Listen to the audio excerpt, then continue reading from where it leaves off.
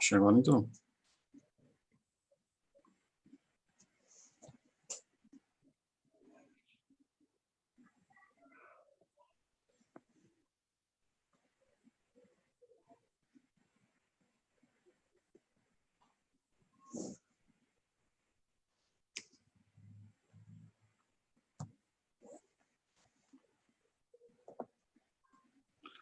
Ok, irmãos. Então, se alguém tiver dificuldade com o link aí, está sendo transmitido também pelo Facebook da Igreja Batista Regular da Pituba. Então, os irmãos podem avisar. Vamos fazer uma oração ao Senhor, vamos pedir a graça dele, e logo depois a gente vai meditar um pouco nas Sagradas Escrituras. Deus, nós te louvamos, Pai, essa noite, glorificamos ao Senhor. Tu és bom, Senhor, cheio de graça, de misericórdia e de boa vontade. Nós te louvamos por Jesus Cristo, que veio a esse mundo e que nos deu vida, que nos deu sentido, que nos deu um propósito nesse mundo, que nos resgatou para si mesmo. Nós te louvamos por essa graça que foi demonstrada no Calvário de uma vez por todas. Essa noite, Senhor, estou reunido com esses irmãos e eu clamo para que o Senhor produza entre nós uma comunhão verdadeira, profunda, por meio da tua palavra, e nos abençoe enquanto meditamos na Escritura. Pedimos isso tudo em Cristo Jesus. Amém. Amém. Irmãos, o objetivo da nossa conversa, né, a gente está atendendo um pedido muito carinhoso dos irmãos da Igreja Batista Regular Betânia, em Portão, através do querido irmão Edmilson, que está responsável pelo trabalho lá, durante esses tempos que o Senhor ainda não preparou um pastor para aquela comunidade. Então, atendendo ao pedido desses irmãos, nós vamos ter uma conversa baseada na Escritura a respeito de esgotamento espiritual, sobre cansaço espiritual. Então, nós vamos falar sobre isso essa noite, e eu já vou convidar vocês a abrir comigo a palavra de Deus. Eu vou tomar um personagem do Antigo Testamento como exemplo. Então, vamos abrir a Bíblia em 1 Reis, primeiro livro dos Reis, capítulo 19. Então, a gente vai usar um exemplo que se passou na experiência do profeta Elias. E nós vamos usar isso como ponte para falar um pouco a respeito de esgotamento espiritual, tá? O que a gente deve fazer quando as nossas energias espirituais são drenadas, quando a gente perde o desejo de orar, quando nós nos sentimos abandonados por Deus, quando nós começamos a duvidar das experiências que um dia tivemos, do nosso chamado, da nossa conversão, se Deus nos ama. Então, questões como essa surgem no nosso coração quando estamos experimentando algum tipo de desgaste espiritual. Então, nós vamos tentar usar a vida desse homem aqui como exemplo e tentar traçar uma conversa bíblica a respeito dele. E aí, no final, nós vamos orar um pouco, e os irmãos que tiverem alguma questão, quiserem fazer alguma pergunta, então a gente vai tentar responder aí até onde for possível. Então, o texto, irmãos, é 1 Reis, capítulo 19, eu já informei os irmãos. Os irmãos lembram que o Tiago, no capítulo 5, verso 17, ele faz uma referência a Elias, e ele diz assim, que Elias era um homem igual a nós. Ele era um homem sujeito às mesmas dificuldades, às mesmas provações, tal qual nós somos. Então, o Tiago fez questão de mostrar isso, porque o Elias foi um dos grandes do Antigo Testamento, um dos grandes profetas, muito usado por Deus, mas Tiago faz questão de pontuar isso, que ele era igual a nós. E o capítulo 19 mostra isso, irmãos, de uma maneira bem clara. É possível você olhar a experiência aqui do Elias e você se vê nela. Então, as mesmas indagações, as mesmas lutas internas, o mesmo desânimo, aquela falta de ímpeto de continuar, tudo que nós experimentamos na nossa vida, nós podemos ver na história desse homem aqui. Mas para a gente chegar em Elias, me permitam, por favor, em primeiro lugar, a gente tentar montar aqui a história toda, porque a experiência de Elias, ela se desenvolve dentro de uma história maior. Então, no capítulo 19, nós temos pelo menos 4 personagens. Nós temos primeiro o Acabe, que era o rei de Israel. Em segundo lugar, nós temos a Jezabel, que era a esposa dele. Em terceiro, nós temos o Elias. E em quarto, nós temos Deus. Então, nós vamos mencionar cada uma dessas personagens e ver como elas ajudaram a compor esse quadro, para a gente pensar um pouco a respeito de esgotamento espiritual. Então, vamos começar com o Acabe, tá? No verso 1. Se eu fosse sintetizar o Acabe em uma palavra só, eu diria que o Acabe é aquele homem dominado pela esposa. Ele diz assim, o verso 1. Acabe fez saber a Jezabel tudo quanto Elias tinha feito e como matara todos os profetas à espada. Se vocês já leram com um pouco de atenção essa vida do Acabe, vocês percebem que ele era um homem fraco. Ele era um homem completamente dominado por sua esposa. E a sua esposa era uma mulher pagã. Toda vez que ele tinha que lidar com uma situação difícil, que faltava a ele aquelas estruturas masculinas para tomar a frente e realizar, ele recorria a Jezabel para que Jezabel fizesse no lugar dele. Então, Jezabel é aquela mulher que fica colocando a mão na sujeira para realizar aquelas coisas que o marido dela não tinha coragem de fazer. Essa relação deles, eu acho assim, uma relação muito doentia. É aquela relação que parece um casal que a esposa se torna tipo uma mãe superprotetora e o esposo se torna um filho mimado. Então, um relacionamento muito estranho, muito esquisito. E o Acabe, ele se submeteu a esse tipo de relacionamento. Aqui o nosso objetivo não é falar para casais, mas para nós que somos casados é uma coisa muito importante de se lembrar que uma das piores perversões que acontece dentro do casamento é quando o homem não assume a sua postura, é quando o homem não tem iniciativa, é quando o homem é fraco emocionalmente, espiritualmente, e isso faz com que a esposa dele tenha que assumir o lugar dele e fazer aquelas coisas que ele deveria fazer. Então, esse é o relacionamento deles dois. Tá? Então, esse é um Acabe.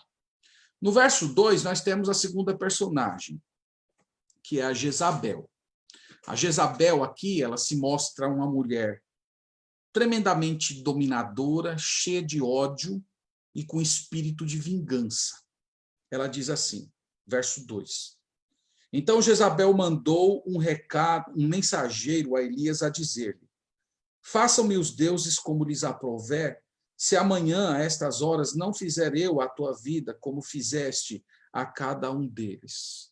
Então, o que a Jezabel faz? Ela jura o profeta de morte. O contexto aqui da fala dela é que o Elias tinha acabado de ser usado por Deus para exterminar os 450 profetas de Baal, que chegaram a Israel por influência dela.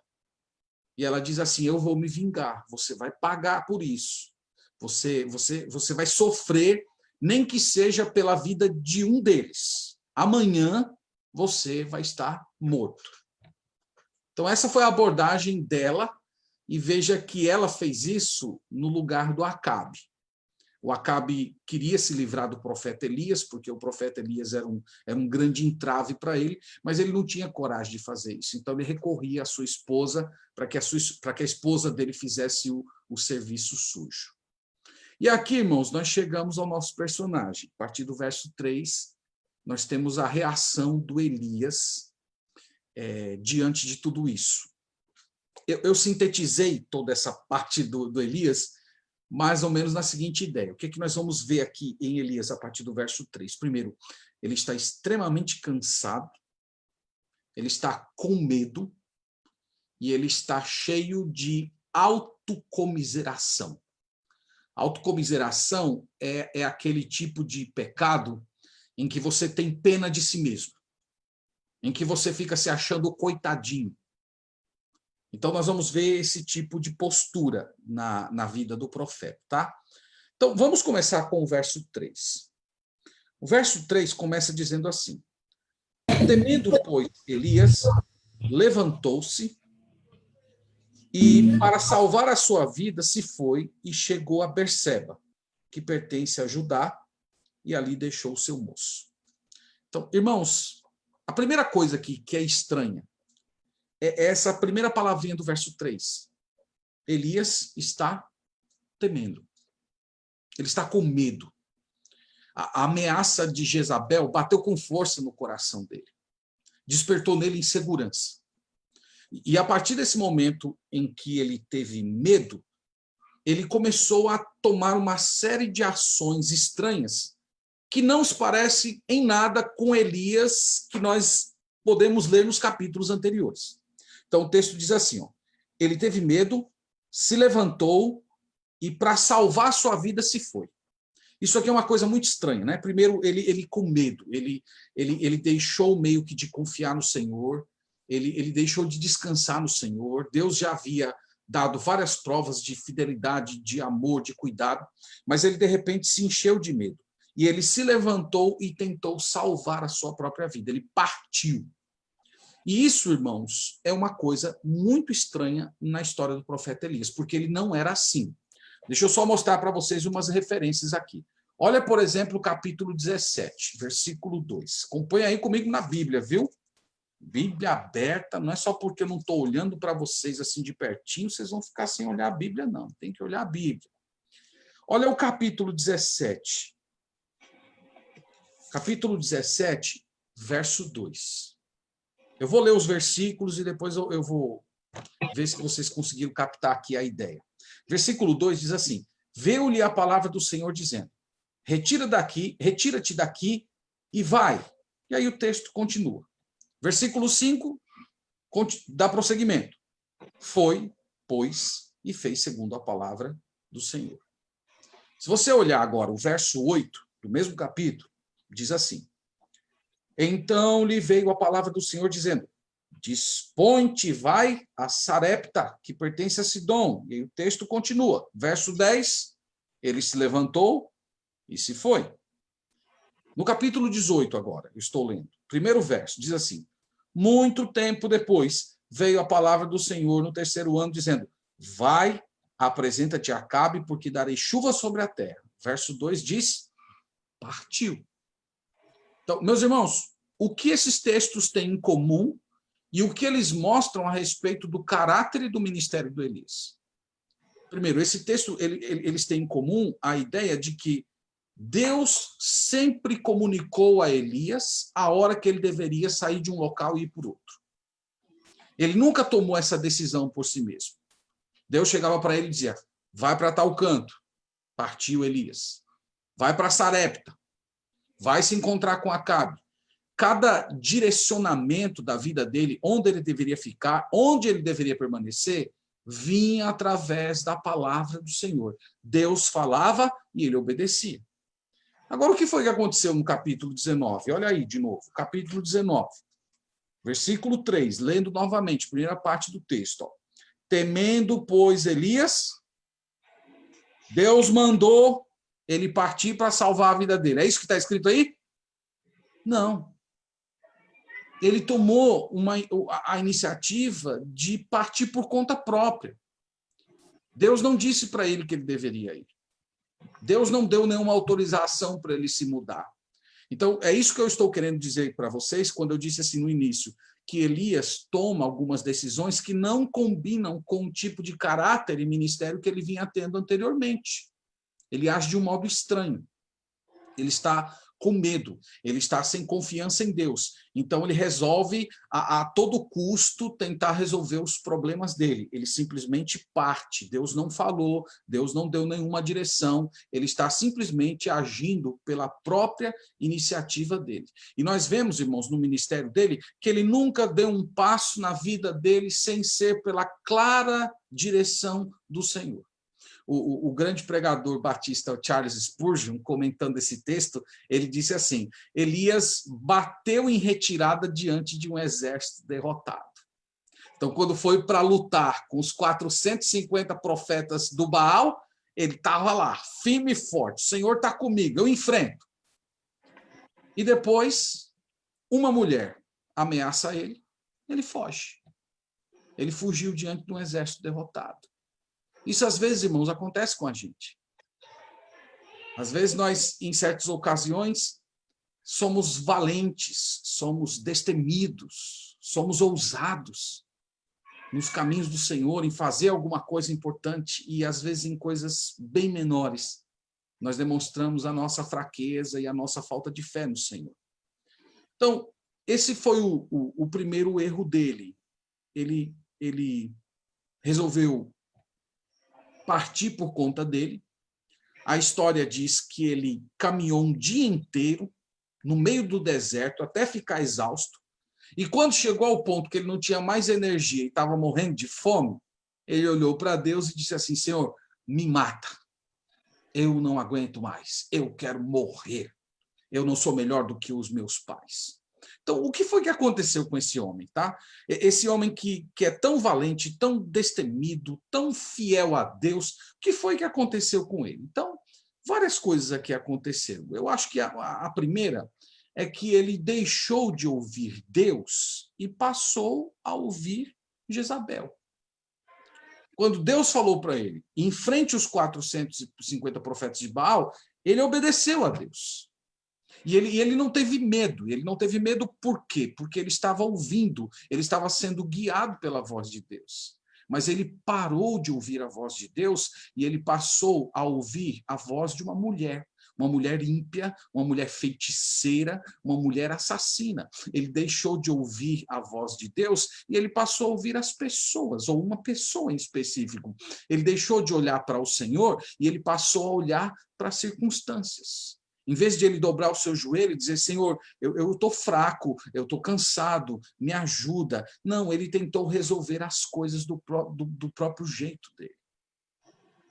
O verso 3 mostra mais um erro dele, que é um erro que a gente comete quando está fraco espiritualmente também. Lá no final do verso 3, veja a última frase do verso 3 lá. Diz assim: e ali deixou o seu moço. Em outras palavras, ele buscou o isolamento. Quando nós nos sentimos fracos espiritualmente, uma das primeiras coisas, uma das primeiras atitudes, e uma das mais equivocadas que nós tomamos, é buscar ficar só. Nós ficamos desmotivados, às vezes não queremos ter ninguém para conversar, achamos que podemos lidar com aquela provação sozinho. Elias cometeu esse erro e nós cometemos também. Ele deveria ter continuado com o seu amigo, ele deveria ter continuado com o seu moço, dividindo seus problemas, orando com ele. Mas ele tomou a pior decisão, ele resolveu se isolar. Um outro erro, irmãos, que ele cometeu, eu creio, foi se esquecer das bênçãos anteriores. Isso é uma das coisas que o medo faz com a gente. Eu não sei se você já teve essa sensação, mas o medo parece que apaga a nossa memória. Deus já vem dando para a gente provas de fidelidade, de amor, de cuidado, de generosidade, mas de repente acontece alguma coisa na nossa vida e nós ficamos com medo. E parece que o medo simplesmente coloca uma névoa em toda aquela providência de Deus e nós simplesmente esquecemos que Deus já se mostrou fiel, Deus já tem se mostrado um Deus zeloso, amoroso, cuidadoso, mas parece que nós esquecemos tudo isso e a única coisa que nós conseguimos contemplar é a nossa própria provação e a nossa própria miséria. Então, isso aconteceu com Elias. Ele se esqueceu. Ele se esqueceu que um dia Deus cuidou dele quando ele estava lá, diante daquele riacho em Sarepta, que ele foi alimentado por corvos. Lembram dessa história?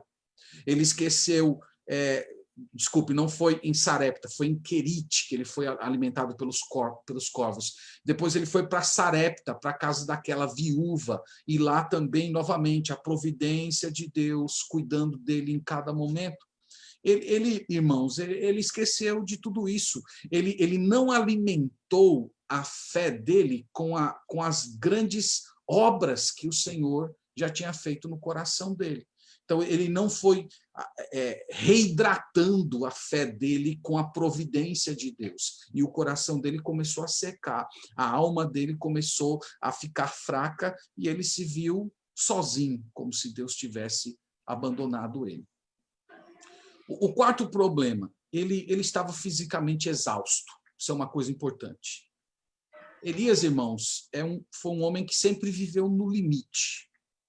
Ele sempre viveu no limite das suas forças, no limite das suas provações. E ele andou em desertos, privações, enfrentamentos.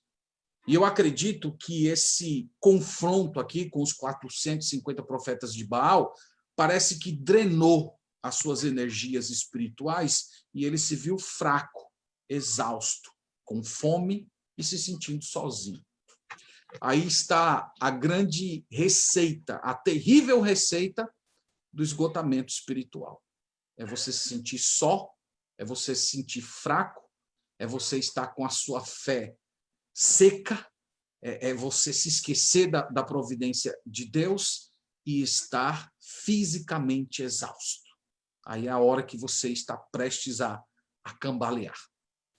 Então, esse é o profeta, tá? Esse é o profeta Elias. Agora, vamos ver o que Deus fez. O que foi que o Senhor fez? As ações de Deus, irmãos, aqui nesse capítulo são fantásticas. Primeira coisa que Deus fez, olha aí, eu vou ler o versículo 5. Deitou-se e dormiu debaixo do zimbro. E eis o anjo o tocou e lhe disse: levanta-te e come.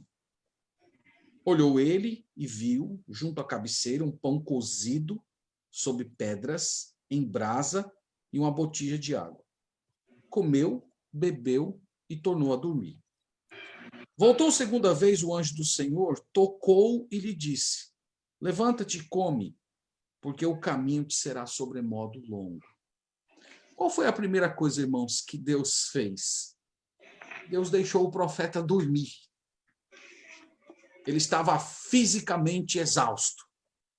E Deus disse: vai dormir, meu filho. Você que tem pai, você que é pai, mãe, tem filho pequeno, não sei se você já passou por isso, que às vezes dá a hora do filho dormir, o filho está naquele enjoo, aquela chatice, né? Você está morrendo de vontade de dar uma cintada no menino, na menina.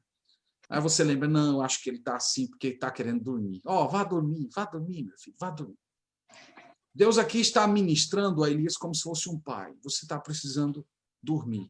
Eu não sei se você percebeu, mas Deus não repreendeu o profeta. Deus poderia ter dado uma lição nele. Deus poderia ter dito para ele: que isso, seu ingrato? Quantas vezes eu falhei contigo? Quantas vezes eu te desprezei? Eu já te abandonei alguma vez? Eu já deixei você sozinho? Eu não te dei poder para você vencer 450 profetas de Baal? Por que você está com medo dessa mulher? Irmãos, Deus não repreendeu. Deus simplesmente deixou o profeta dormir. E depois que ele dormiu, ele recebeu de Deus comida. Ele comeu pão, bebeu água, e Deus deixou ele dormir de novo. O que é que o Senhor estava fazendo aqui, irmãos? Deus estava cuidando das suas necessidades físicas. Deus estava renovando a sua disposição física antes de ministrar ao seu coração. E vocês devem ter percebido que o Elias teve como garçom, tá? Eu colocando aqui um garçom entre aspas, viu? Ele teve um garçom celestial. Quem foi a pessoa que veio servir para ele comida e água? Foi o anjo do Senhor. Vocês sabem que essa expressão anjo do Senhor no Antigo Testamento, ela é usada para se referir ao Senhor Jesus Cristo. São as aparições de Jesus antes da sua encarnação. Então, Jesus Cristo pessoalmente, imagine isso. Jesus Cristo descendo e ministrando ao coração daquele profeta. Jesus Cristo fazia isso no Antigo Testamento e Jesus Cristo continua fazendo isso hoje. Ele continua ministrando ao coração daqueles que estão fracos, daqueles que estão cansados, daqueles que estão desmotivados. Então, Deus está mostrando para ele, irmãos, com esse gesto, que a força que ele precisava para cumprir a sua missão vinha de Deus. Deus que dava poder para ele, Deus que dava força, Deus que supria. Aí no verso 8, diz assim, esse verso 8 é interessante. Levantou-se, pois, comeu e bebeu. E com a força daquela comida, caminhou 40 dias e 40 noites até Horebe, o monte de Deus. Esse versículo aqui, irmãos, ele tem um significado bem interessante. Primeiro, Horebe é o mesmo Monte Sinai. E vocês lembram que o Monte Sinai foi onde Deus entregou as tábuas da lei para Moisés e para o povo de Israel. Então, ir até Horebe era ir até a presença de Deus. Horebe era chamado de o Monte de Deus. Então, foi ali que Moisés se encontrou. É como se o Elias estivesse meio que transitando o caminho de Moisés. Do mesmo jeito que um dia o grande Moisés se encontrou com o Senhor, eu também quero me encontrar com o Senhor nesse mesmo local. O texto diz que ele caminhou por 40 dias. Isso é uma referência importante, porque essa expressão 40 dias no Antigo Testamento, ela possui uma conotação de fracasso. Então, lembra que Israel saiu e peregrinou 40 dias no deserto, e quando eles chegaram nas imediações da terra, eles não tiveram fé para entrar na terra, e Deus condenou eles a andarem 40 anos na terra. Lembra que o Senhor Jesus Cristo foi tentado no deserto 40 dias pelo diabo. Então, essa ideia de 40 no Antigo Testamento sempre traz a ideia de fraqueza, sempre traz a ideia de necessidade, sempre traz a ideia de um fracasso. Então, o Elias ele está aqui transitando entre o encontrar-se com Deus, mas ao mesmo tempo demonstrando que ele é um homem que fracassou naquele momento. Naquele instante da vida dele, ele estava fracassado. Ele precisava encontrar com o Senhor. O que mais que aconteceu aqui? Bom, versículo 9. Ali entrou numa caverna, onde passou a noite. E eis que lhe veio a palavra do Senhor e lhe disse: que fazes aqui, Elias? Veja, irmãos, novamente, Deus não censura, Deus não briga com ele, Deus não chama a atenção, Deus só faz uma pergunta: o que você está fazendo aqui? Por que você está aqui? Você não. Essa pergunta traz embutida a ideia: você não era para estar aqui. Por que você veio para cá? No versículo 10, o Elias explica por que ele foi para lá. Vocês vejam que essa resposta dele é cheia de autocomiseração. Ele respondeu: tenham sido zelosos pelo Senhor, Deus dos exércitos, porque os filhos de Israel deixaram a tua aliança, derribaram os teus altares e mataram os teus profetas à espada. E eu fiquei só, e procuram tirar-me a vida. Então, os irmãos percebem que ele está cheio de pena de si mesmo, ele está acreditando numa mentira, porque ele não era o único, Deus vai dizer isso mais para frente, mas em palavras simples ele está dizendo assim: ó, Senhor, eu estou aqui porque eu sou o único que sobrou, eu sou a única voz em Israel que ainda fala do teu nome, e estão tentando me matar. Então eu não tinha para onde correr, eu vim para cá me refugiar no Senhor. Então Deus, depois de ouvir isso, o Senhor vai começar agora a reanimar ou reavivar a fé desse profeta, ele vai restaurá-lo. Verso 11 diz assim: disse-lhe Deus: sai e põe-te nesse monte perante o Senhor. E eis que passava o Senhor, e um grande e forte vento fendia os montes e despedaçava as penhas diante do Senhor. Porém, o Senhor não estava no vento. Depois do vento, um terremoto, mas o Senhor não estava no terremoto. Depois do terremoto, um fogo, mas o Senhor não estava no fogo. E depois do fogo, um cicio tranquilo e suave. Esses três fenômenos aqui, irmãos, o vento, o terremoto e o fogo, no Antigo Testamento, normalmente eles estão relacionados à chegada do Senhor.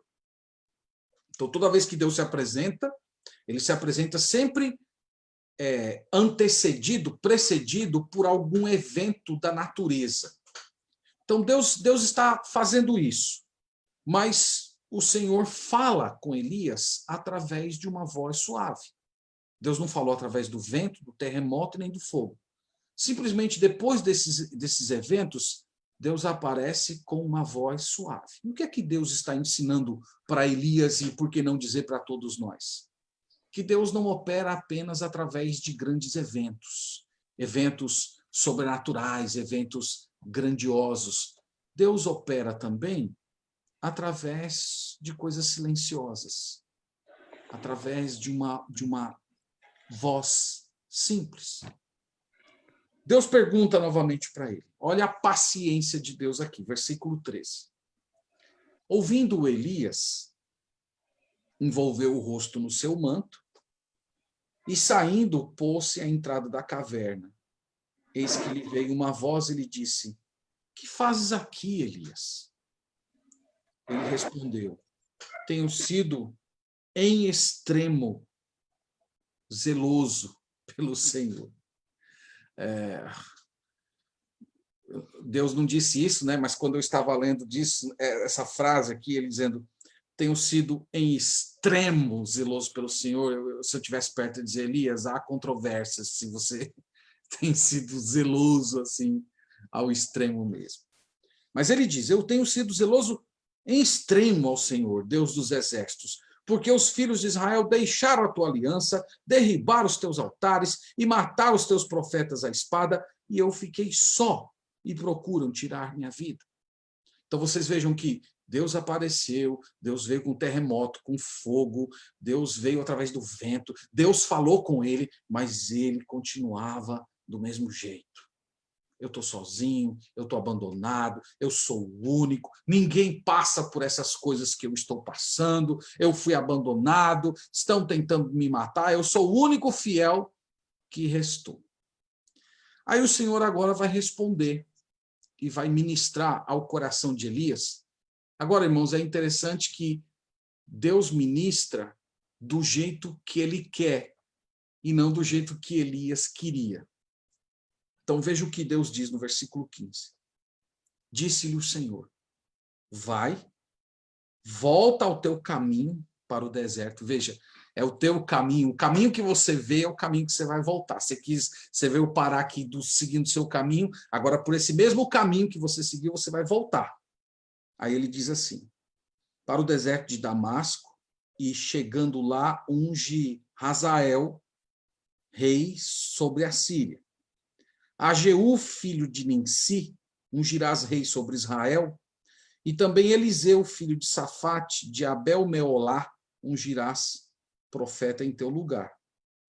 Quem escapar à espada de Hazael, Jeú matará. Quem escapar à espada de Jeú, Eliseu matará. Também conservei em Israel 7.000, todos os joelhos que não se dobraram a Baal, e toda a boca que não o beijou. Então, o que Deus faz aqui? Deus simplesmente diz para ele: você ainda tem um trabalho para realizar. Eu não vou levar você agora. Você não vai morrer agora. Vocês lembram que, inclusive, o plano de Deus para Elias é que ele nem passasse pela morte. Imagine se Deus tivesse ouvido a voz dele, né? Se Deus tivesse atendido a oração dele quando ele pediu para morrer. O plano de Deus para ele é que ele não passasse pela morte. Deus diz: você tem um trabalho para fazer. Você vai ungir a 2 reis, um rei na Síria e outro rei sobre Israel. E esses 2 reis, eles vão terminar de fazer o trabalho que você deveria estar fazendo, o trabalho de destruir todos os profetas de Baal. Segundo, Deus providenciou um companheiro para ele. Lembra que ele estava sozinho, ele buscou isolamento. Deus diz: eu vou dar para você o Eliseu. O Eliseu vai ser seu companheiro, ele vai ficar do seu lado, ele vai ser o seu amigo, Ele vai caminhar com você e um dia ele vai te substituir. E Deus, em terceiro lugar, diz: lembre-se que você não é o único fiel. Eu tenho um povo, eu tenho um remanescente. Eu tenho 7.000 que ainda não se dobraram diante de Baal, que estão lá sofrendo no meio do povo de Israel. Não são covardes como você que fugiu. Eles estão lá sofrendo, correndo risco, sendo perseguidos por Jezabel.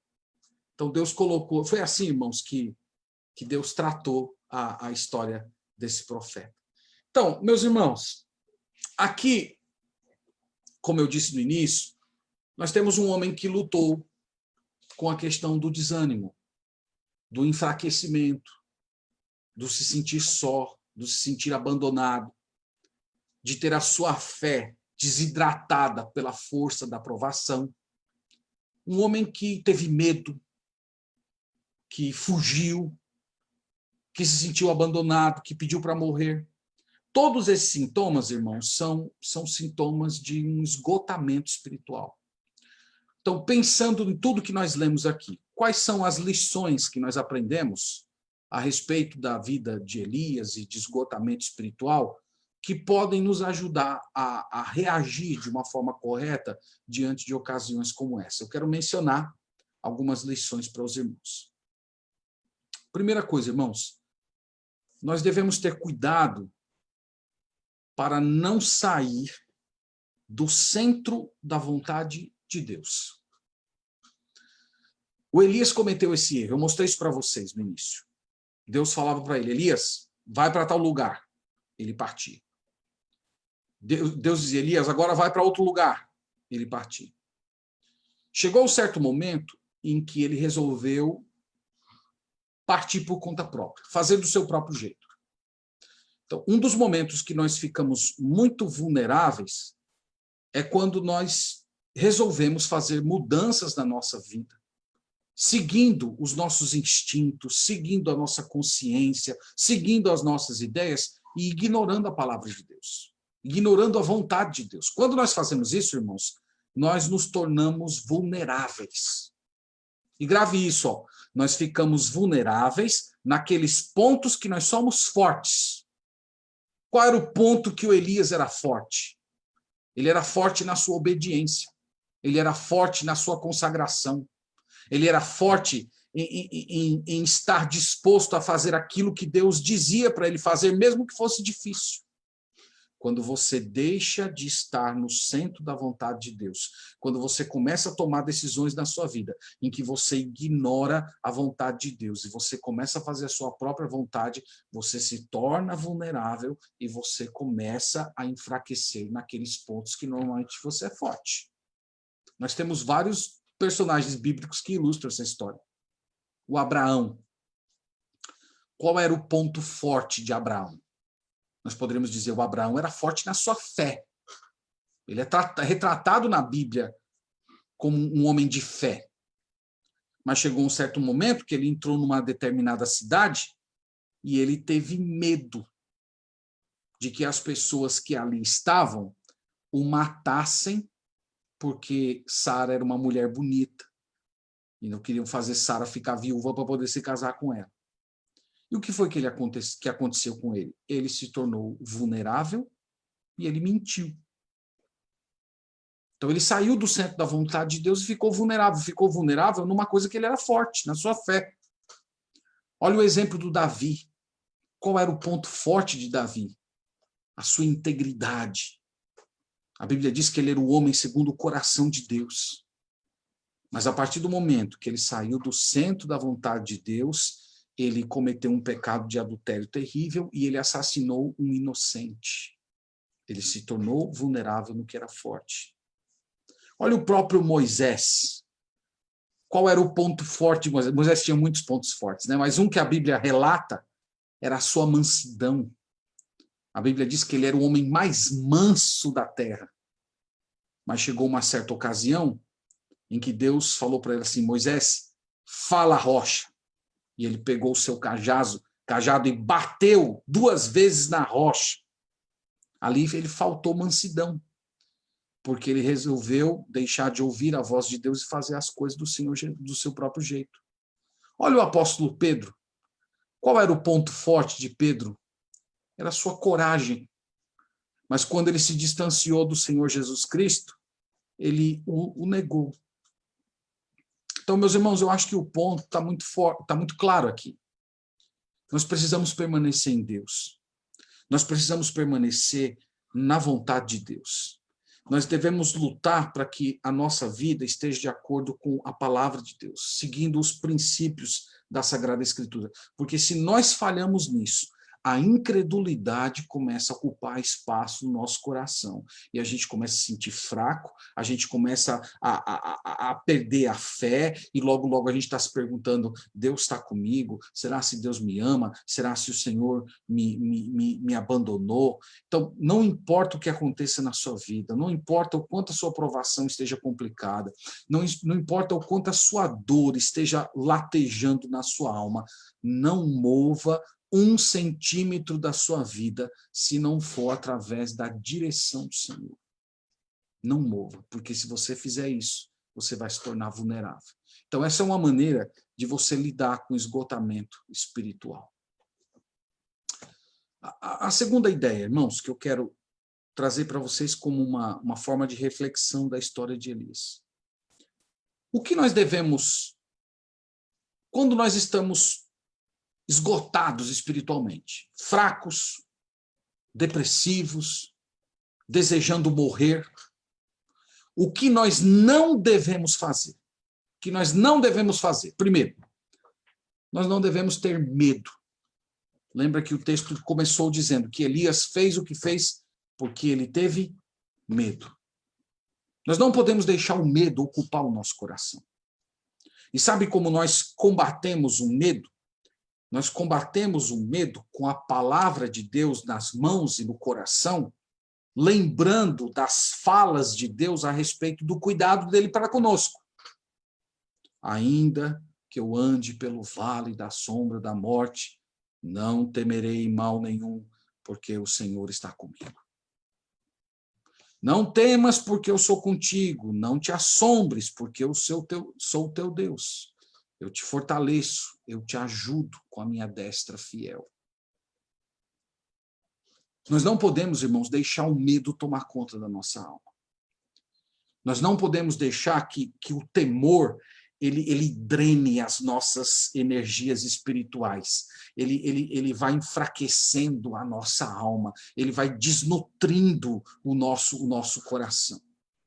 Uma forma de você lutar contra o medo é você lembrar do amor, do cuidado de Deus, das obras que Deus já fez na sua vida, das promessas que ele fez para você, e você pegar isso e ler novamente na Escritura. Senhor, eu estou esquecendo isso aqui, Senhor, eu estou lendo, mas parece que não chega no meu coração. O Senhor prometeu que vai estar comigo todos os dias, mas eu estou me sentindo só. Então, Senhor, abre a minha mente, abre o meu coração, faz com que essa palavra chegue na minha alma de novo, hidrata o meu coração com o rio que desce do teu trono.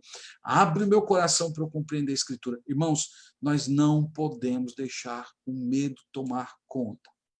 E nós combatemos o medo com a palavra de Deus. Nós combatemos o medo com as promessas de Deus. Nós combatemos o medo relembrando as muitas bênçãos que o Senhor já tem efetuado na nossa vida. Lembram aquele hino antigo do cantor cristão? Conta as bênçãos, conta quantas são recebidas da divina mão, uma a uma, dize-as de uma vez. Então, o autor ali, o poeta, ele está chamando você a fazer isso. Ó. Conte as bênçãos. Comece a lembrar o que Deus já fez. O que o Senhor já fez na sua história? Deus já mostrou cuidado, Deus já mostrou interesse, Deus já mostrou que está com você. Então, alimente sua mente com essas coisas. Hidrate a sua fé com isso, com as promessas de Deus, com as verdades bíblicas a respeito do caráter de Deus. Isso é o que você deve fazer para o medo não tomar conta da sua alma. Uma outra coisa que você não deve fazer, você não deve se isolar. Você não deve ir para a caverna, ir para o deserto. O Elias fez isso. Ele se desfez do moço que acompanhava ele em suas viagens. Se você está fraco, se você está esgotado, se você está se sentindo só, se você está espiritualmente desmotivado, se o seu desejo pelo pecado tem crescido, o seu anseio por Deus tem decrescido, não fique só. Se aproxime de gente. Se aproxime de pessoas do Senhor, de gente que ama a Deus, de pessoas que vão poder, assim, agarrar você do lado e dizer: eu vou caminhar com você aqui, nós vamos orar juntos, e nós vamos buscar juntos a presença do Senhor. Não fique sozinho, não fique confiando em você. Lembre, irmãos, que Deus ele nos abençoa através do seu povo. Lembra que o Espírito Santo de Deus, a pessoa de Jesus Cristo, nos ministra através de irmãos, irmãs, através de pessoas que oram conosco, através de pessoas que nos ouvem, que oferecem uma palavra bíblica, ou que às vezes simplesmente ficam do nosso lado enquanto nós estamos chorando, porque não tem o que dizer. Então não se isole, não fique só, busque ajuda. Busque auxílio. Olha, eu estou precisando de ajuda. Eu não estou querendo ajuda, eu estou querendo ficar sozinho, mas eu sei que eu preciso disso. E busque, porque Deus ele ministra a nós através de pessoas. Então, essas são as coisas que você não deve fazer.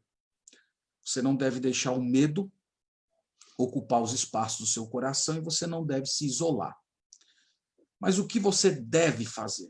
Primeiro, nós aprendemos com Elias que você deve orar.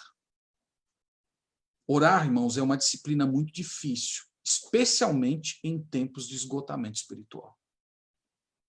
Orar é terrível nessas épocas. Elias orou.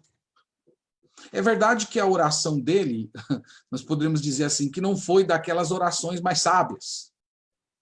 Ele não teve aquela oração elevada de glorificar o nome do Senhor. Sabe aquelas orações que a gente faz quando está muito fervoroso, naqueles dias que a gente está bem fervoroso? Elias não teve nada disso. Ele simplesmente desabafou. Estou me sentindo só, estou me sentindo abandonado, eu sou o único. Então eu não tinha para onde correr, eu vim para cá. Irmãos, mesmo que a gente não tenha as melhores palavras, nós temos que orar. Mesmo que seja simplesmente para você balbuciar, tem misericórdia de mim, Senhor. Tem misericórdia de mim. Tem misericórdia de mim, Senhor. Eu passei por uma situação dessa, em um momento da minha vida, em que eu não conseguia formular frases para dizer ao Senhor. Eu só dizia: tem misericórdia de mim, Pai.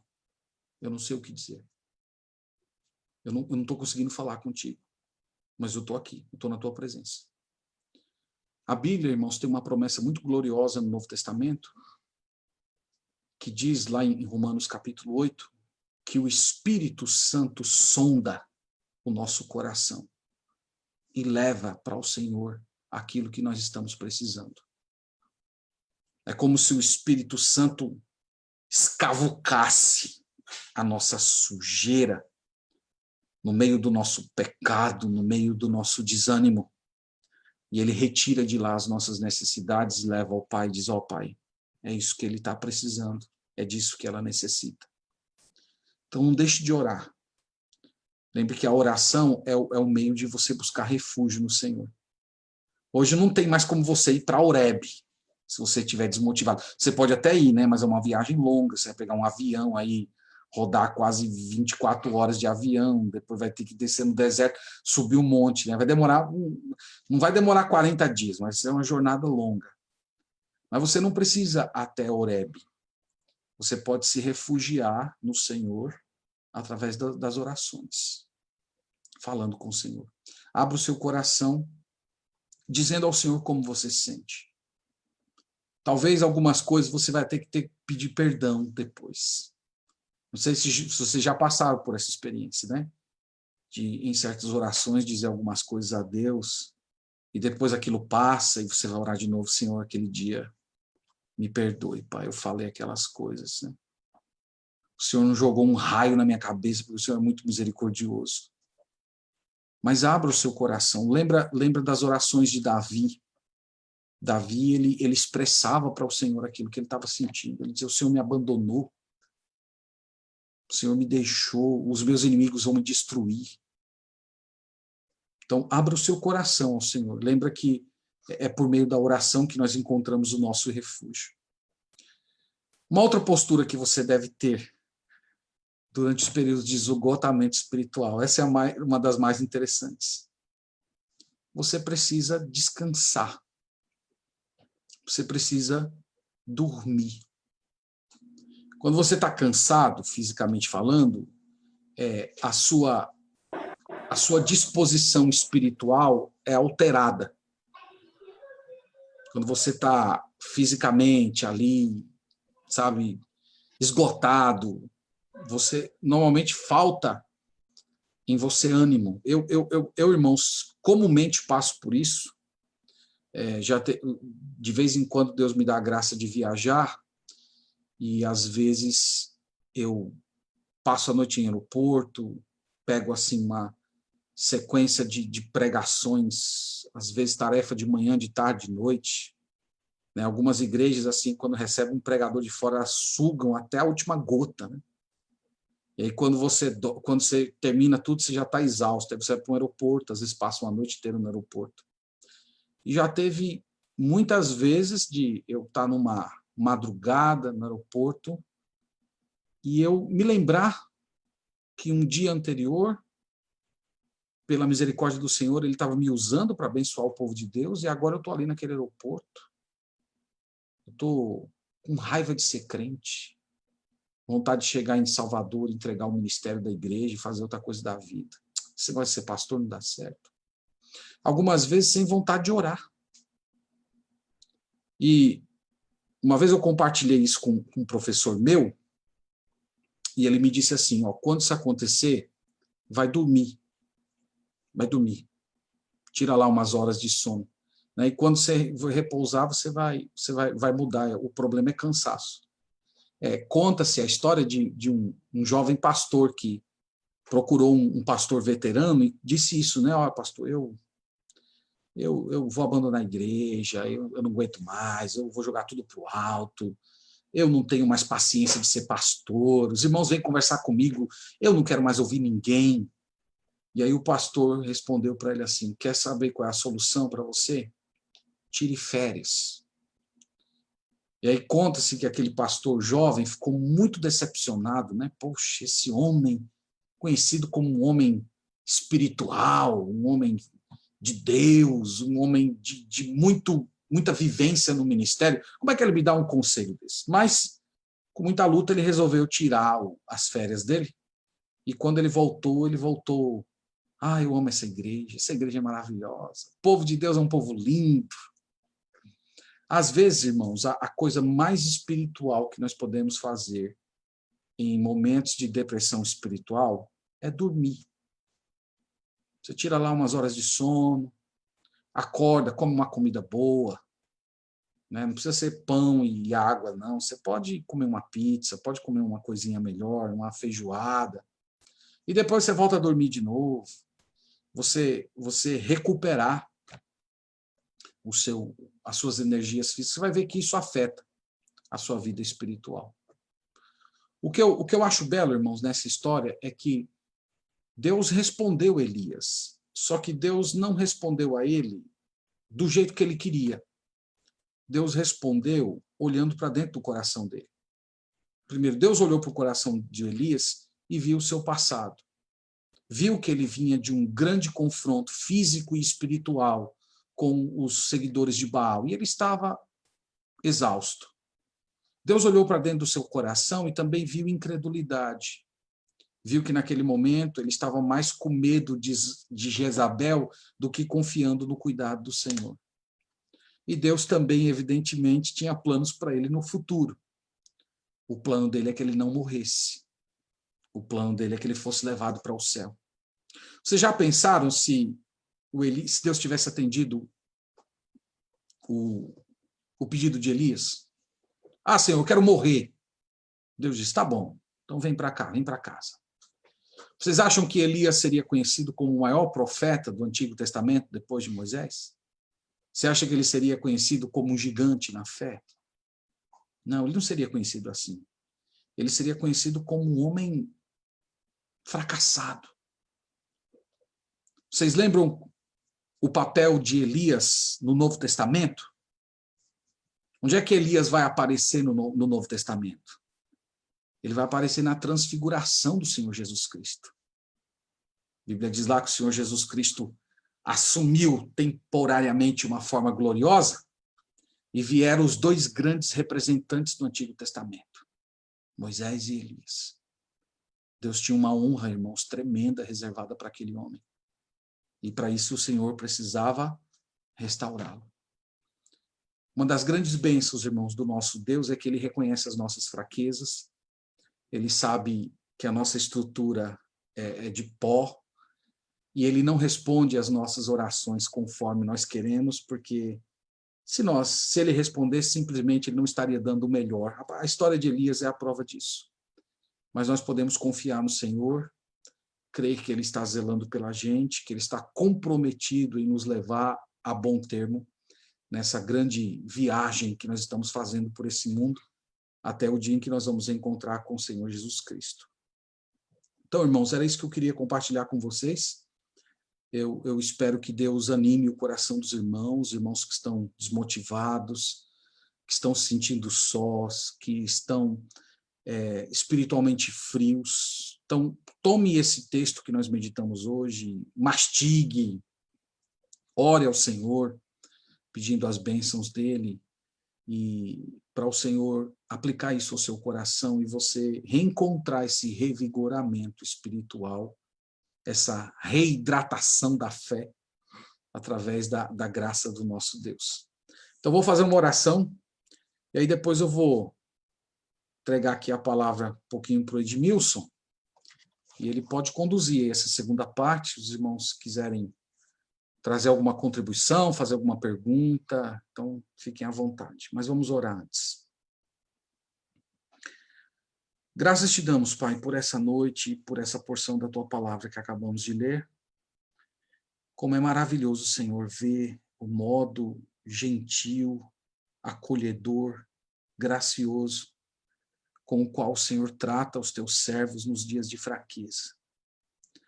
Nós, Senhor, nos vemos na pele do Elias. Às vezes estamos cercados de medo, esquecemos das bênçãos, do Teu cuidado, das muitas provas de amor que o Senhor já deu para a gente, das próprias promessas que o Senhor nos fez. E tudo que enxergamos são as circunstâncias, o volume de oposição, a nossa própria fraqueza. Nós buscamos isolamento, ficamos em autocomiseração. Deus tem misericórdia de nós, Pai. Nos regenera, nos anima de novo.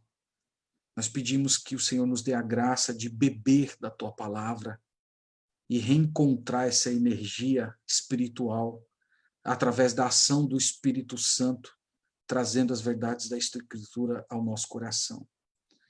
Eu oro também por esses irmãos que estão aqui acompanhando. Eu clamo ao Senhor para que o Senhor renove cada um deles, que eles tenham esse revigoramento, que eles continuem clamando ao Senhor, alegres na Tua presença e experimentando, Senhor, todos os dias aquela renovação que só o Senhor pode dar. Peço isso tudo em Cristo Jesus. Amém. Amém. Então, irmão Edmilson, está com a palavra aí, querido. Oi. Amém, pastor. Essa palavra aí falou muito no nosso coração. Acredito em Deus. E isso serve para nosso crescimento espiritual. E chegou o momento de nós fazermos uma pergunta para o pastor. E eu posso começar, viu, pastor? Certo. Me ouvindo? Ouvindo. Pastor, a minha pergunta que eu faço para o senhor dentro desse tema é a frieza espiritual para o pastor, a frieza espiritual é um dos inimigos mais perigosos da igreja? Repete, irmão, por favor, falhou a parte final aí da sua fala. A frieza espiritual, para o Frieza. pastor, é um dos inimigos perigosos da igreja? Sim, sim, irmão. Eu, eu- ele é um dos grandes inimigos do desenvolvimento espiritual. A frieza Sim, espiritual, um dos seus grandes malefícios é impedir o nosso desenvolvimento. A frieza espiritual, isso, ela produz um efeito como se fosse aquelas doenças que vão travando os nossos nervos, o nosso corpo, e impedindo a gente de caminhar, de correr, de tocar alguma coisa. Então, imagina a frieza espiritual como se ela fosse estraçalhando os seus membros espirituais, em que você não pode ter alegria em Deus, você não consegue ter sabor pelas coisas espirituais. É uma das coisas que no ministério eu mais ouço, de dilemas dos irmãos. Então, de repente, vir para a igreja se torna entediante, orar é uma coisa que você esquece, não sente falta, ler a Bíblia é uma coisa que você não tem mais prazer. Tudo isso são sintomas de que aquela pessoa ela está como se fosse anêmica espiritualmente. Então, isso tem como raiz a frieza espiritual. A frieza espiritual é um grande perigo, é um grande mal, mata sua vitalidade, faz com que você viva como um crente nominal. E talvez o pior, a frieza espiritual, ela impede você de desfrutar das grandes bênçãos do Evangelho. O conforto no Senhor, a alegria no Senhor, o prazer de estar crescendo espiritualmente. A frieza espiritual, ela rouba da gente todas essas coisas. E é por isso que nós devemos ter cuidado com ela e, tão logo nos perceber dessa maneira, a gente seguir aqui o caminho do Elias, pedindo a graça de Deus e a renovação espiritual. Então é isso aí. Se algum irmão mais quiser perguntar alguma coisa, fazer uma contribuição, só dá um sinal aí, pode destravar o seu microfone e falar.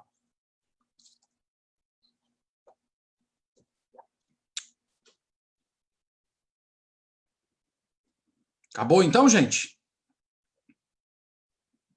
Aí, irmão Cláudio. Pastor, como eu falei, eu antes de hoje eu pesquisei alguns tópicos sobre frieza espiritual. E aí eu só queria tirar essa dúvida para o senhor. Geralmente, falam que, o senhor até respondeu até uma delas, que seria o cansaço. O cansaço é sensível pela preocupação, por causa dos materiais. Pronto, aí agora ele tá te vendo. Peraí, só um minutinho, só um minutinho. Pronto, meu irmão, continue. A outra coisa é a frieza espiritual é causada por indiferença e respeito à vida eterna. E o outro seria a respeito dessa vida moderna, a pessoa acabar procurando mais adquirir bens, e isso acaba afastando a pessoa acaba criando uma frieza espiritual. Eu gostaria que o senhor comentasse sobre esses três tópicos aí. Tá. Então, o cansaço nós já mencionamos, né, durante a exposição, né? O esgotamento físico, ele afeta a vida espiritual. Por que é assim? Porque nós somos uma unidade. Nós não somos só alma, nem nós somos só corpo. Os dois princípios, eles se misturam. Então, o que acontece no nosso interior afeta o nosso corpo. Lembra de Davi dizendo assim: enquanto eu calei o meu pecado, envelheceram os meus ossos. Então, Davi estava falando que a falta de confissão de pecados, que é uma atividade espiritual, ela produzia um efeito físico nele. Então, a mesma coisa ocorre o oposto. Quando nós estamos fisicamente doentes, mal alimentados, sem dormir, sem descansar, aquela vida agitada, acorda de manhã, trabalha o dia inteiro, chega em casa morto de cansado, cai, não dorme direito, não repõe o sono, isso vai ter algum efeito espiritual. Então, nós já mencionamos isso. A outra coisa que o irmão mencionou foi a indiferença para com a vida eterna. Então, eu diria, irmão, que isso ele está mais na consequência do esfriamento espiritual. O esfriamento espiritual, ele produz esse comportamento em que as realidades espirituais não são mais palpáveis. Então, quando você pensa, por exemplo, no perdão de Deus, né? O perdão de Deus era para ser algo que impressionasse a gente profundamente. E eu não sei se você já se pegou em momentos assim de você estar orando ou meditando na palavra e de repente ser colocado diante dessa verdade assim, Deus perdoou os meus pecados. E aquilo fascinar seu coração, deixar você emocionado. Quando uma pessoa está fria espiritualmente, ela pode até saber com a cabeça que Deus perdoou, mas aquilo não cativa mais a alma. Então, a expressão que eu usei é que a frieza espiritual ela desidrata a nossa alma. Então, você simplesmente não vê mais beleza, você não vê mais graça, você não tem o seu coração mais impressionado por essas realidades espirituais. E a outra questão que o irmão mencionou foi a vida moderna. Irmão, eu prefiro usar a palavra mundanismo em vez de vida moderna, porque o mundo sempre foi um fator de tentação para o ser humano e, consequentemente, levando à fraqueza espiritual. E isso foi em todos os momentos, para todas as épocas. Enquanto Moisés estava no Egito, o mundo do Egito era um desafio para ele. Nos tempos de Jesus, a gente poderia dizer que a cultura de Roma, aquela cultura greco-romana, era também um desafio para os cristãos. E nos nossos dias é a nossa cultura, né? Pós-moderna, pós-cristã, relativista, hedonista, que gira em torno do prazer. Então, essa cultura ela também vai ser sempre um atrativo para a gente. E se nós começarmos a nos alimentar dela, isso vai enfraquecer a nossa alma e o nosso anseio por Deus. Então, são pontos importantes que você colocou e merecem ser lembrados como cuidados que devemos ter nesse período. Ok. Tem mais alguém aí?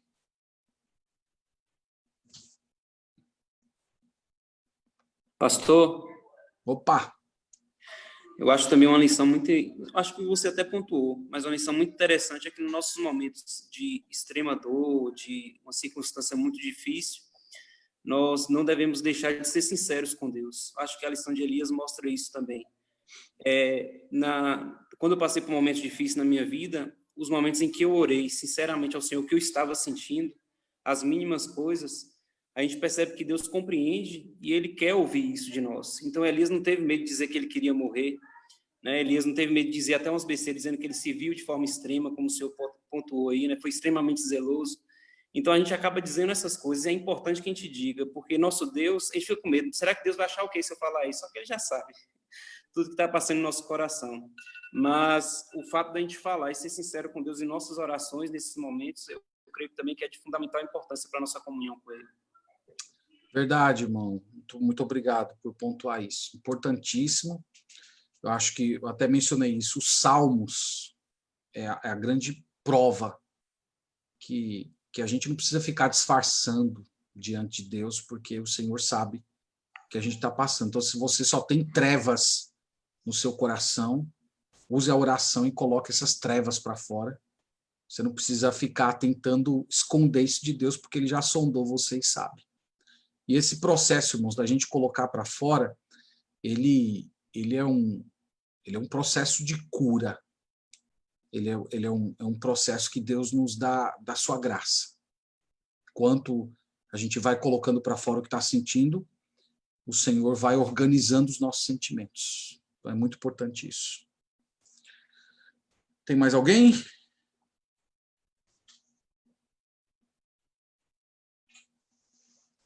Pastor? Ô, Gildo. Olá. Veja bem, eu agora, ao ler essa passagem no versículo 3, eu lembrei, né, tem pouco tempo eu passei por um momento, assim, passei por um período, né, difícil. Foi assim, de repente, eu ia no culto de orações nas quinta-feiras e era só agradecimento a Deus. Era só agradecimento a Deus, né, pelas vitórias que Deus vinha me dando e tal. E aí, de repente, veio assim aquela bomba, estourou, puf. E aí me veio esse medo. Então, eu me vejo assim no lugar de Elias, né, em que ele teve medo e fugiu. E é nesse momento que a gente acaba esquecendo das vitórias, né? De Deus, e a gente lembra, meu Deus, o que é que eu faço, o que é que eu faço, mas a gente pergunta a Deus o que é que faz, mas, na verdade, aqui dentro do nosso coração, a gente tenta buscar o nosso próprio, a nossa própria vontade, né? Querer fazer a nossa própria vontade, a gente esquece de Deus nesse momento.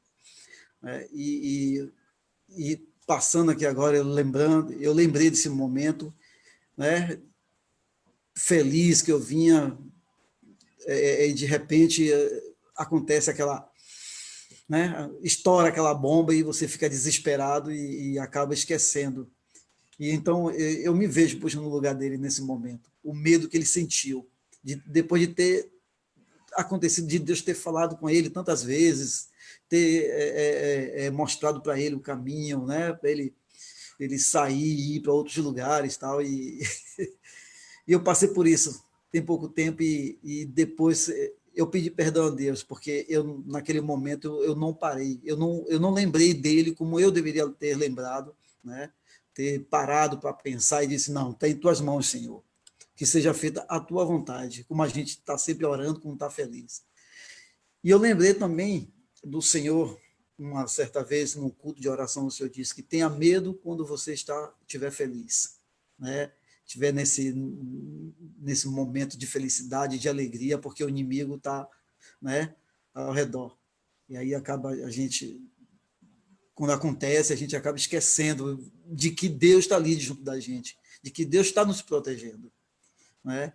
Mas o que nós devemos fazer? É a gente alimentar o nosso coração com essas palavras, estar sempre buscando esses versículos, né, de momentos em que nossos antepassados viveram e que Deus mostrou, né, que para eles que ele não precisa ter medo, não precisa ficar desesperado, né? Se nós temos realmente fé em Deus, que a gente entregue para Ele, que realmente Ele vai fazer por nós. E foi Amém. Isso que Ele fez. Amém, legal. Essa foi a experiência do Elias, né? Na hora que ele ficou com medo, ele esqueceu que Deus tinha acabado de usar ele para derrotar 450 profetas de Baal. Ele esqueceu, né? O medo, ele joga uma nuvem e faz com que a gente esqueça desse cuidado do Senhor. O irmão André quer falar, irmão André? Eu vi o senhor desativando aqui o microfone. Eu ativei aí, ó, o seu... Deixa eu ver aqui se eu consigo... Tá me ouvindo? Estou ouvindo, sim. Pastor, eu fiquei muito grato a Deus, assim, por essa mensagem que o senhor, falando sobre esse homem de Deus, Elias, né? É que a gente vê que o que me chamou a atenção é assim, quando a gente vê que a gente, como o senhor falou, que ele não estava no centro da vontade de Deus, e tudo aquilo aconteceu na sua vida, né? Uma situação muito difícil, e nos ensinando, né? Às vezes a gente tem coisa na nossa vida que a gente precisa ter aquela intimidade com Deus, a gente precisa ouvir o nosso Deus, abrir os nossos ouvidos, e o próprio Deus, ele Ele quer as coisas ao nosso favor e, às vezes, por causa da nossa desobediência, a gente acaba achando, com nossos olhares materiais, às vezes nós acaba passando por um momento difícil na nossa vida por não dar ouvido à palavra de Deus, por a gente, as nossas decisões, tudo que a gente quer, é que aconteça no bater do dedo, no piscar do olho. E a gente, às vezes, vamos mais pelo nosso coração, pelo sentimento, né? Pelo até um sentimento nosso mesmo. E eu vi que Elias, todas as vezes que aconteceu, do Senhor falando com ele, do Senhor direcionando na vida de Elias, e o desespero foi tanto, e ele, né, se preocupou com tantas outras coisas, ou uma situação que ele achava que já não tinha jeito para ele, mas Deus estava provando, né, a sua própria fé, para ele saber que tem um Deus acima de todas as coisas. Eu já passei, eu estava vendo, eu li esse texto e me apeguei muito com essa palavra. Foi quando, em 97, eu cheguei aqui, em Portão, que eu vim de Retirolândia, e eu fui um cara que eu joguei muito dinheiro fora e blasfemei muito. E um dia, como eu tinha jogado dinheiro fora e blasfemando até contra Deus, contra o próprio Deus, eu senti assim uma situação difícil, que não tinha nada em casa para eu comer, nem a mim, nem a minha família. E eu naquele momento, assim, eu disse: Senhor, eu sei que fiz tanto algo que não agradou o Senhor, fiz tanta coisa que blasfemei contra a tua palavra, contra o Senhor. Mas é que nem o pastor falou, pedi perdão, e aquilo ali entrou na minha vida, né, como uma coisa assim que tão serena, né? Deus calmando o meu coração. E orgulho, tinha muito orgulho. E eu fui na Gamboa buscar meu sobrinho, e quando chegou lá, Deus usou um ímpio para me abençoar. Me dá 12 quilos de peixe de vermelho, que eu não tinha nada para comer.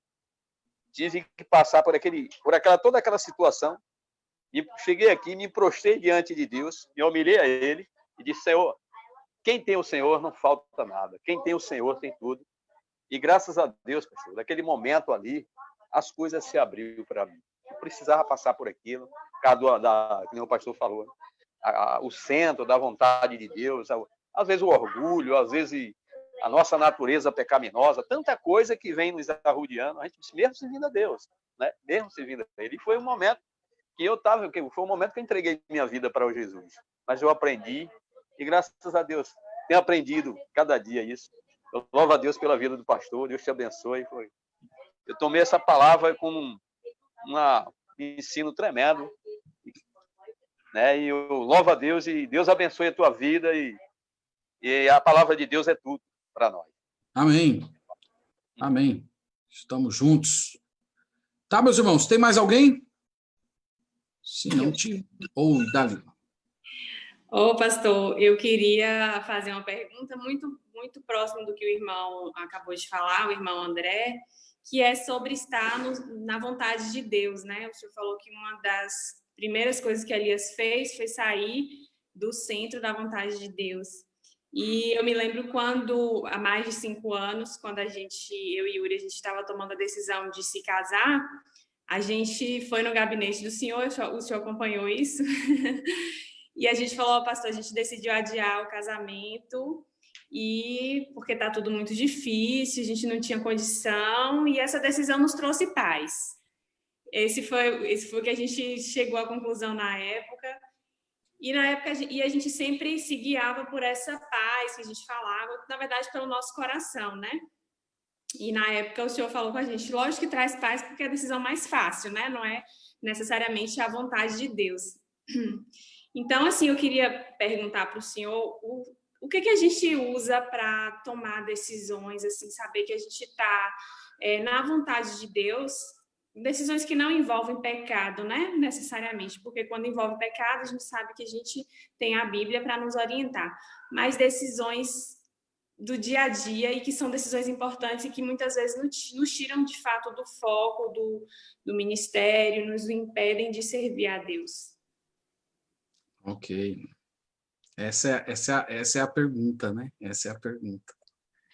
Então, Dalila mencionou uma coisa interessante, irmãos, que se tornou comum no meio evangélico, essa ideia de você dizer assim, eu estou em paz, eu estou em paz. E estar em paz é o sinal de que você está na vontade de Deus. E isso nem sempre é verdade. Isso nem sempre é verdade. Às vezes a paz pode ser até o engano do seu coração, né? Eu lembro uma vez de uma pessoa que estava tomando uma decisão errada, uma decisão pecaminosa, e quando questionada, a pessoa disse, não, mas eu estou em paz, eu estou em paz, eu estou em paz. Então, ter paz ou não ter paz não significa estar no centro da vontade de Deus. Então, qual seria o ponto mesmo para a gente tomar as nossas decisões? Porque todos nós, irmãos, gostaríamos de ter aquele direcionamento que às vezes a gente vê na vida dos homens, grandes homens de Deus. Que nem, imagina a gente leu o profeta Elias. Deus disse, vai para Sarepta. Pronto, já sei o que o senhor quer, eu vou. Mas, de fato, essas manifestações de Deus em mostrar a vontade dele de uma maneira direta, elas normalmente na Bíblia, elas estão relacionadas, é importante lembrar isso, à história da salvação. A história da revelação de Deus, dos seus atos, seus grandes atos salvíficos do Antigo Testamento e no Novo Testamento, na vida e na obra do Senhor Jesus Cristo. Então, por exemplo, quando Deus falou para os pais de Jesus lá, José e Maria, né? José não sendo o pai físico, mas sendo o pai que criou ele, disse para eles assim, vão para o Egito. Então, decisão simples, Deus falou, a gente obedece. Mas lembra que aquela decisão era uma decisão que tinha uma ligação direta com a vontade, com o plano salvador do Senhor. E às vezes a gente lê essas coisas na Bíblia e nós ficamos com aquela sede, assim, eu queria uma coisa dessa. Por exemplo, eu permaneço pastor aqui na Pituba ou vou para outra igreja? Então eu queria que Deus aparecesse e me dissesse, fica aí. Deus dissesse, não, vai embora, está na hora de você ir embora. Esse povo aí só está tolerando você não se toca. Então a gente queria uma coisa assim, mas a verdade é que Deus não escolheu não se manifestar assim. Deus escolheu agir conosco de uma maneira em que, por meio de um relacionamento, por meio de uma comunhão, de uma identificação, o Senhor vai moldando os acontecimentos da nossa vida, direcionando, abrindo portas, mostrando caminhos, usando pessoas, usando circunstâncias, o próprio direcionamento do Espírito Santo. Então, é um processo em que Deus vai construindo com a gente. Não é um processo distante em que Deus simplesmente chega e diz, faça isso. Não, é um processo em que, à medida em que nós temos aquela sensação em que Deus está ocultando da gente. Eu não sei se vocês já se pegaram assim. Eu uma vez tinha uma decisão importante para tomar. E eu comecei a me angustiar porque eu não sabia o que fazer. Então, mas parece que nesse processo, em que aparentemente Deus vai ocultando da gente aquela clareza, faça isso, vá para cá, não faça isso, vá por esse caminho, escolha isso, não escolha isso. Nesse processo em que Deus parece ocultar isso, nós vamos nos aproximando mais dele, nós vamos orando mais, nós vamos buscando mais dependência, nós vamos assumindo a nossa fraqueza, a nossa inabilidade. Senhor, eu não sei o que fazer, só o Senhor que é sábio. E nesse processo, é como se Deus, nesse ocultar, ele fosse tirando o melhor da gente. Que o resultado é que, no final das contas, se nós somos de Deus e estamos em comunhão com ele, no final das contas, nós vamos nos pegar onde Deus quer que a gente esteja. E isso vai ocorrer em um processo em que cada vez nós nos tornamos mais íntimos dele. Então, respondendo agora, viu, Dalila, de uma forma mais direta, como fazer isso? Como é que isso acontece? Então, não tem uma fórmula mágica, mas tem um caminho. Tem um caminho. O caminho é o quê? Consagração ao Senhor. Consagração ao Senhor. Tá? Não tem uma fórmula, tem um caminho. O caminho é: eu vou me submeter ao Senhor, eu vou ler as Escrituras, eu vou orar mais, eu vou jejuar, eu vou dividir isso com pessoas sábias, pessoas do Senhor, pessoas maduras na fé, que têm vida com Deus, vida de oração, que têm o Espírito Santo. Eu vou procurar me atentar mais para os sinais externos que o Senhor está dando, circunstâncias, portas que Ele está abrindo.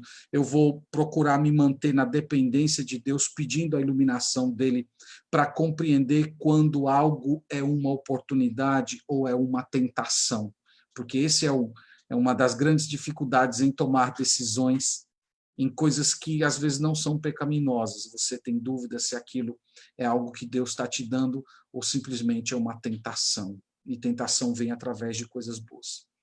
Então, Dalila, a resposta é essa. Não é uma resposta não é uma resposta específica, porque a Bíblia não tem. Mas o que eu entendo é isso, é que Deus ele constrói essa história conosco, a nossa história, por meio de um relacionamento.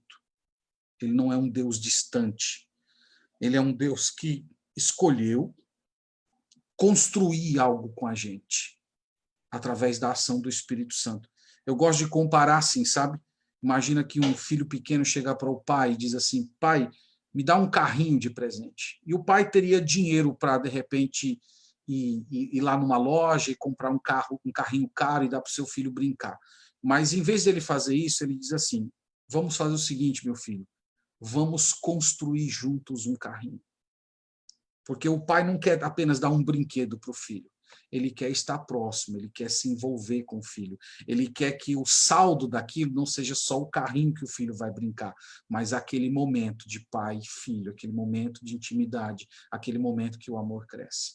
Então, eu percebo que Deus ele dirige a nossa história assim. E o final é sempre glorioso. Então, é isso aí. Tem mais alguém, irmãos? Ou já está bom? Acho que está bom, né, irmão Edmilson? Já falei Eu vou demais. fazer só mais uma. Posso? Pode. Pastor, como evitar o esfriamento espiritual? Como? Evitar o esfriamento espiritual. Ok. Então, como evitar?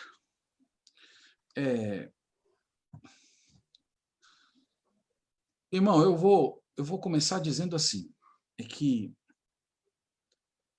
a gente pode tomar muitos cuidados, mas de uma maneira ou de outra, os dias do esfriamento espiritual chegam. Eles chegam. Se você ler na Bíblia, você vai ver que os grandes homens e mulheres de Deus, eles tiveram dias escuros. Sempre chega. Sempre chega. Até as pessoas mais dedicadas, as pessoas mais santas, pastores. Eu tenho épocas de esgotamento espiritual, e quando a gente lê a história também dos grandes homens, grandes pregadores do Evangelho, eles também tiveram dias de esgotamento.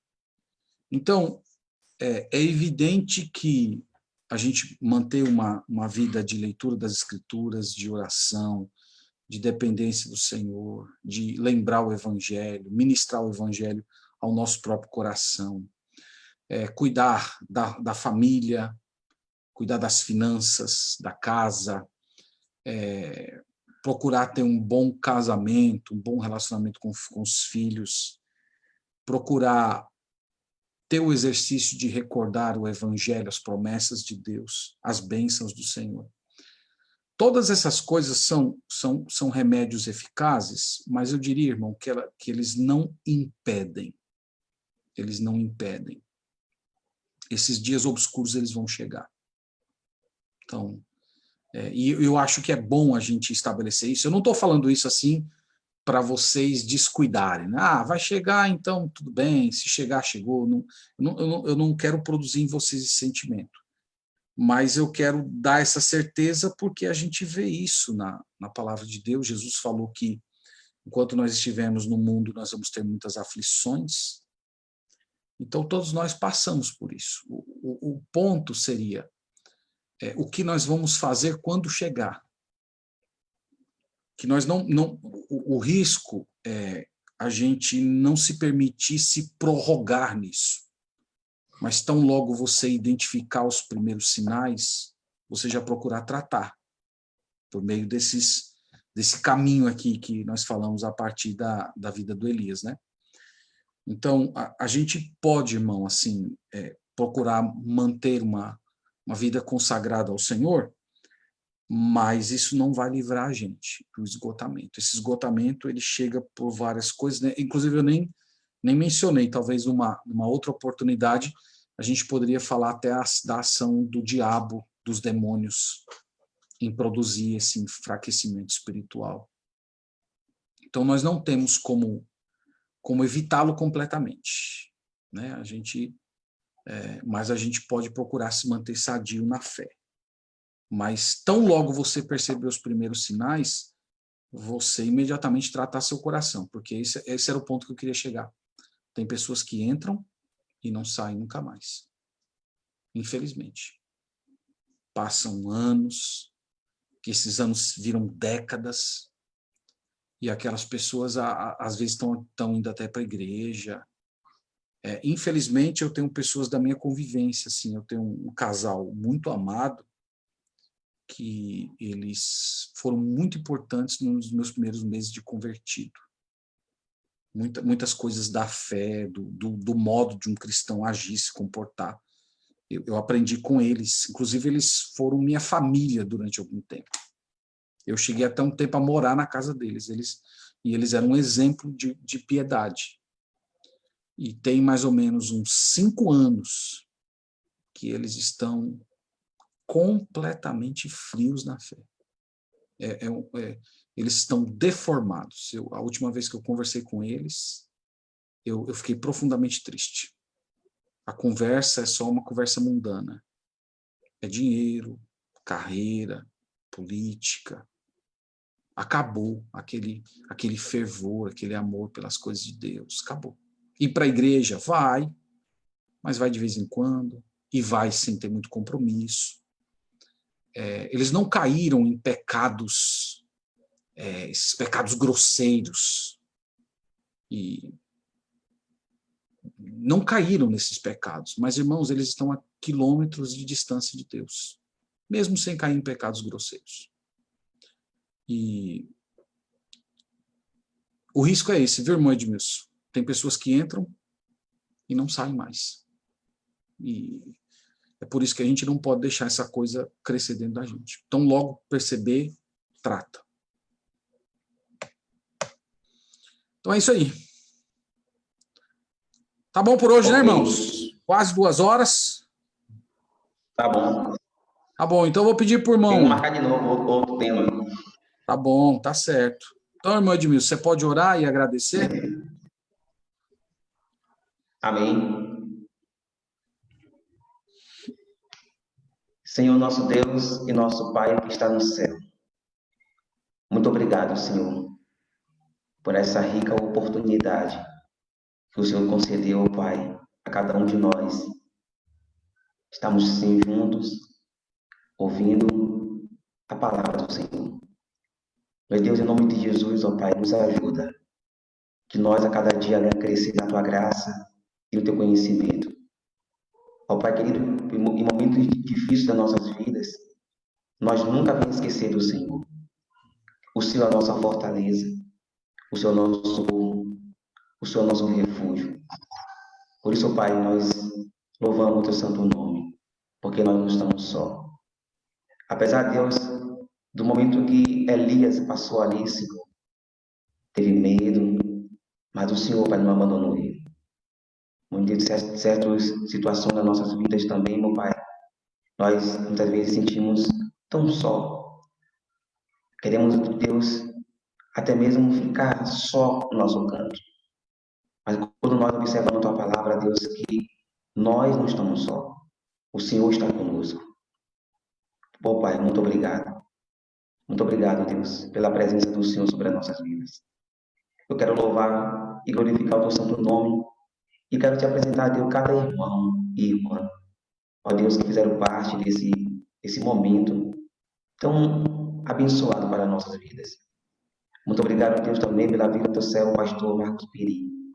Coloca o teu servo nas tuas mãos, que ele venha crescer na tua graça e no teu conhecimento. Continue, Deus, a abençoar o ministério do teu servo. No nome de Jesus. Obrigado, Pai. Fica conosco, hoje e sempre, em nome de Jesus. Amém. Amém. Amém.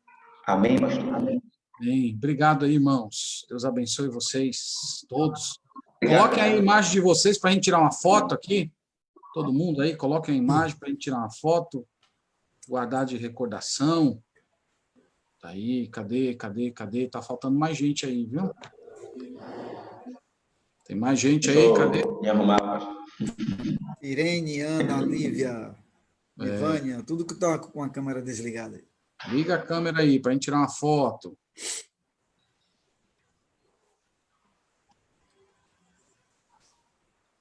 Bora. Pronto, tá aparecendo. Tá faltando mais 4 pessoas aqui. Olha aí. Dê um sorriso. Pronto. Depois eu mando aí para o irmão, eles repassam para vocês. Deus abençoe, meus queridos irmãos. Ok. Vocês com a graça do Senhor Jesus. Amém. Eu quero agradecer Amém. ao Senhor também pela palavra, pela explicação, né, para mostrar para a gente, leigo, né, o caminho que realmente nós devemos fazer. Porque nós sozinhos, lendo a palavra, às vezes a gente não tem tanta clareza, não tem tanta sabedoria para discernir do que está escrito. E é isso que a gente precisa, de pessoas como vocês, pastores, que Deus dá essa capacidade e dá esse esclarecimento para poder nos instruir. Obrigado a vocês, pastores, obrigado. Quero agradecer a Deus por isso e por ter vocês e por ter nos dado essa oportunidade, né, essa bênção, né, esse privilégio de sermos crentes e termos uma fé, entendeu?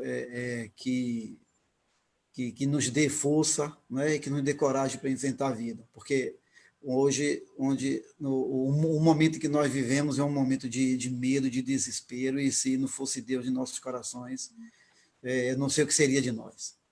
Amém. Obrigado por vocês. Amém. Deus abençoe. Oremos uns pelos outros. Amém. Abraço, irmãos. Obrigado. Até a próxima. Boa noite. Boa noite. Tchau. Boa noite. Boa noite.